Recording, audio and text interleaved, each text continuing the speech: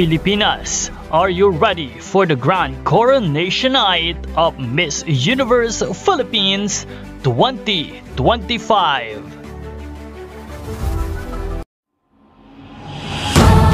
Now 2204, your pageant vlogger host.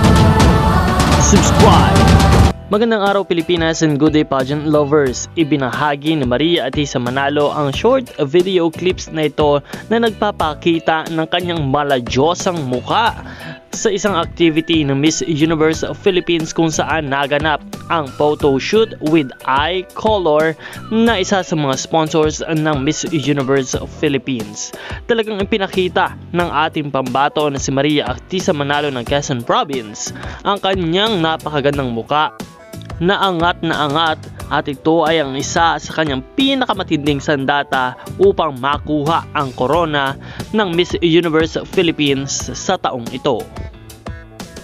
Simula nga nang inanunsyo ang muling pagbabalik ni Maria Atisa Manalo bilang isa sa mga kandidata ng Miss Universe Philippines 2025 ay talagang nagkagulo ang sambayan ng mga pageant fans dahil talagang excited na sila upang makitang muli sa entablado ng MUPH si Maria Atisa Manalo at marami ang nagsasabi na malaki ang kanyang tsansa na makuha ang corona ng MUPH ngayong taon.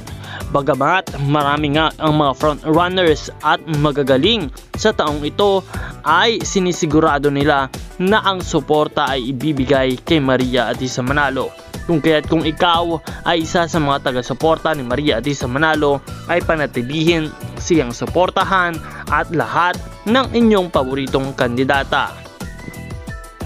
Habang papalapit ang Grand Coronation Night ay lalong pahigpit ang labanan. Kaya patuloy nating suportahan ang inyong mga paboritong kandidata. Support your favorite candidates and leave a comment.